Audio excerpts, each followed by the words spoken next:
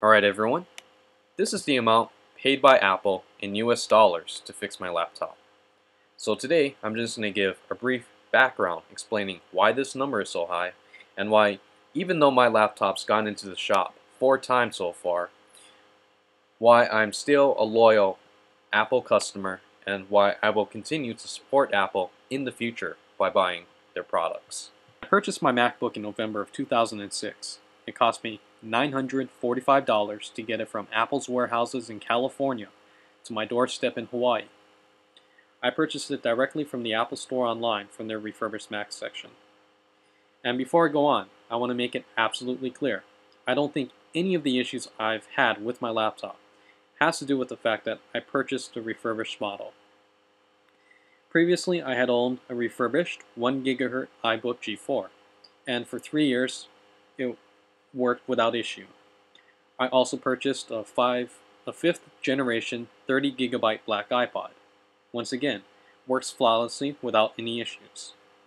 So what I think the problem is when I bought my MacBook in November of that year is, at the time, I really needed a new machine, and I purchased the 1st generation model coming off of the production line. And the general rule when buying the Mac is you never want to buy the first revision product, because Apple needs to work through their design issues, and at the time they were making a very big transition going from PowerPC to Intel. So it was a whole new architecture, and the first production run of MacBooks were just plagued with lots of issues. Kevin Rose, for instance, had the random shutdown syndrome, and he had to send his laptop into the shop twice. My other friend, who got his MacBook brand new, his keyboard was discolored, and he had to send his MacBook to get his keyboard case fixed because of the discoloring issues.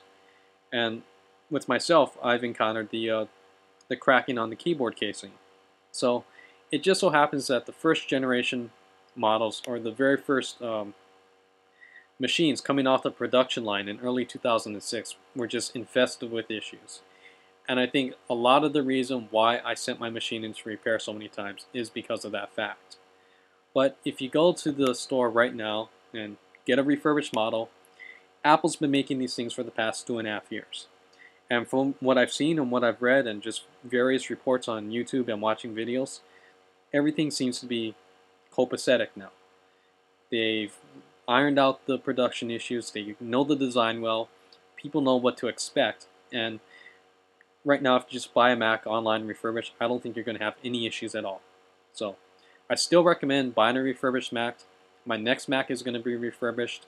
If I ever get an iPhone, that too is going to be refurbished. So that's just my general buying advice. The first time I needed to send my machine in for repair was in August of 2007. The issue I had was the glossy coating on the display of the MacBook was rubbing off. When I took it into the Genius Bar, the Genius examined it and said there was a possibility that a sticker was left on the display during manufacturing. As a result, it probably disrupted the integrity of the glossy coat on my screen, and as a result, certain parts to my display were just flaking off and coming off. It was really a distracting issue because you could see visible white marks whenever I went to view a movie, watch things in widescreen format, and you have vertical bars going across the screen, or anything with a darker background. Certain white spots would show up on my display. So the Genius was really accommodating, told me it was an issue, and they took it in. It took about a week for my laptop to get repaired because they had to send it from the Apple Store in Honolulu to the repair depot in Tennessee.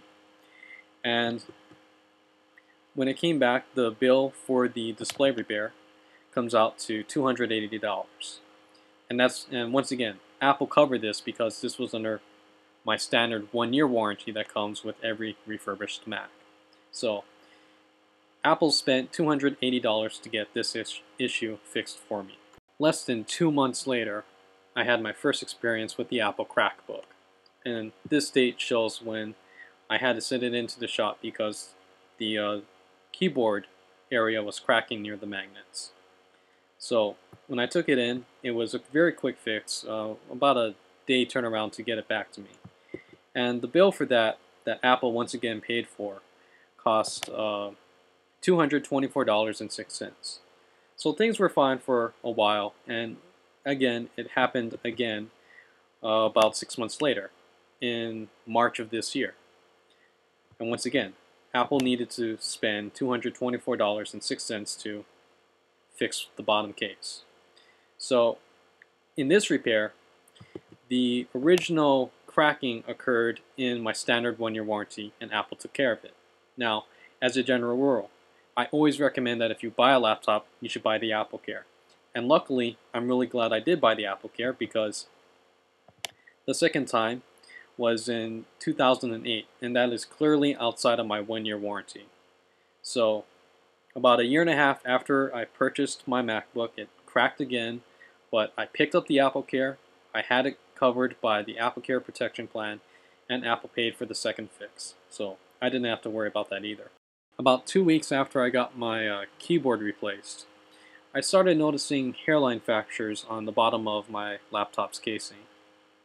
And at the time, I was really fed up with the quality of the build on my laptop, and I was seriously considering selling it on eBay and just trying to get some money for it and moving to a MacBook Pro.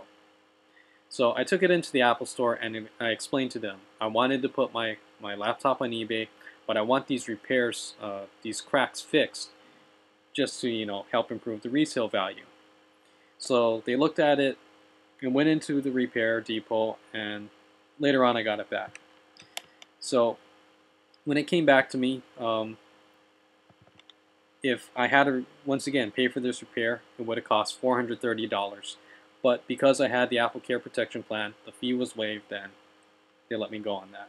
The most recent and perhaps disturbing problem I've had with my computer concerns the power adapter. And the Genius diagnosed it as having a frayed or burned connection going into the power brick itself. He was also asking me some rather alarming questions at the time, such as having any personal property damage, burnt carpet, or burnt furniture. Luckily, my answer to these questions was no, and really it was only an issue that affected me for a day. But still, just the fact that he was asking me these kinds of property damage questions raised serious concern in my mind, and this is perhaps the most disturbing of the problems that I've had with my laptop. The reason why I buy Apple machines and will continue doing so in the future is because the quality of their technical support is so far ahead compared to anything else in the PC industry. Quite simply, Apple gets it. And in my experience, whenever I had something wrong flake out on my laptop, all I would have to do is schedule an appointment with the Genius Bar, and within 24 hours, I'm in the store explaining my problem to the Genius, getting it resolved and fixed, and they fix the situation for me. There's no justification, there's no BS going on, there's no extra paperwork. I just send in my machine to the Genius Bar, they check it in, they ship it out, they fly it back, and they get it back to me. And really, with Apple's business model and setting up a retail presence, that's something that you cannot get with Dell, HP, or any other PC manufacturer. Apple supports their hardware like they support their software, and they support their customers.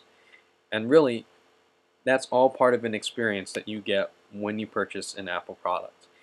And if you want to know why so many people are so rabidly loyal towards Apple, it's because of that. It's because they understand and they take care of you when things go wrong. So, even though Apple has spent more in repair costs fixing my PC than I actually paid for to buy it, I could seriously just say they're really just a good company. At this point, because they did spend over $1,200 fixing my laptop, and I only spent $900 to buy it, I could actually invoke the nuclear option and ask them for just a brand new replacement machine, and there's a good chance they might give it to me. So, because I am covered under the AppleCare, I could probably get a new machine if I asked for it. I could just say, it's gone to the shop so many times at this point. This is obviously a lemon. Just give me a new machine. And there is a way and a procedure that you can go through that, and I'll post that in the video notes because there's a good video explaining that. So, I might look into that in the future, but really, when it comes down to it, it's just all about the level of care and support that you receive when you buy a Mac, and it can't be topped. So anyways, yeah, that's about it. All right, peace.